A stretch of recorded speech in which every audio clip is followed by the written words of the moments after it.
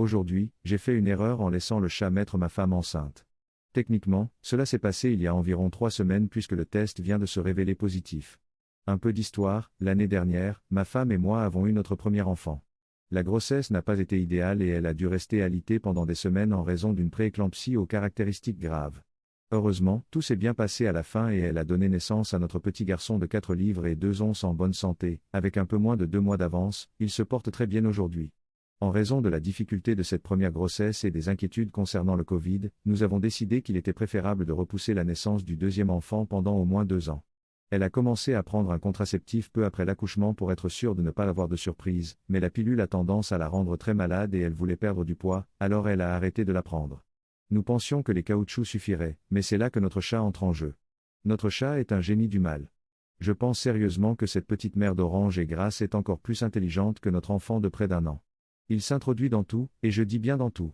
Aucune porte, aucun tiroir, aucune armoire ne peut l'arrêter, et s'il sait où se trouve ce qu'il veut, il le trouvera.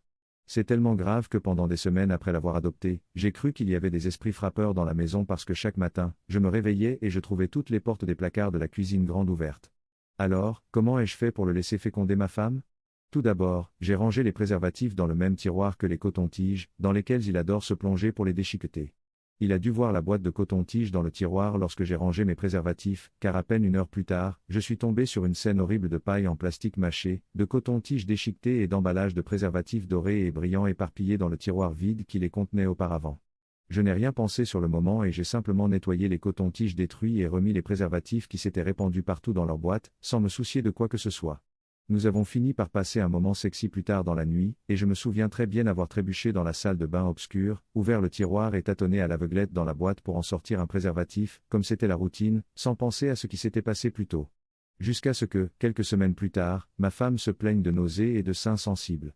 Nous nous jetons immédiatement un regard inquiet, car nous n'en sommes pas à notre premier rodéo, et elle a ressenti la même chose, avant de découvrir sa première grossesse.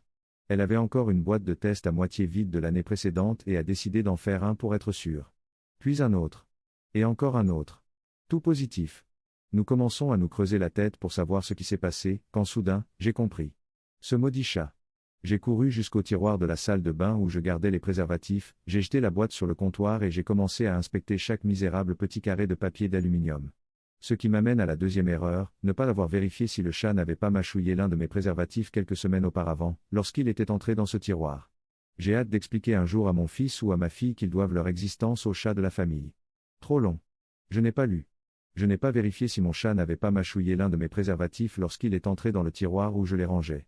3 semaines plus tard, malgré nos plans contraires, ma femme est enceinte, probablement grâce à mon trou du cul de chat qui se mêle de tout.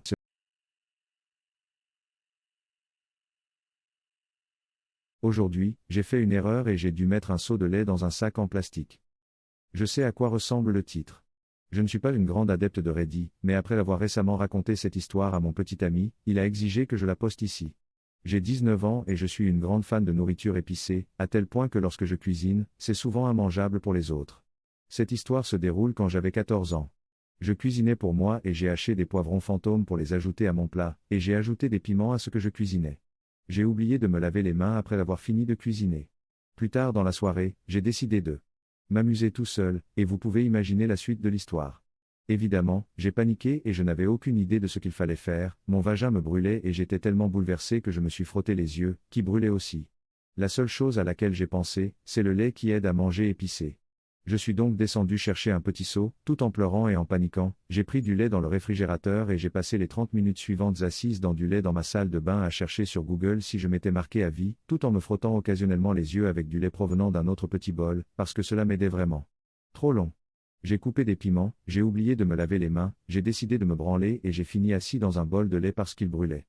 Eddie, mon copain a vu ce post, et il est maintenant obsédé par les surnoms que vous avez trouvés en tant que version féminine d'un teabag. Je ne pense pas que je vivrai cela avec lui.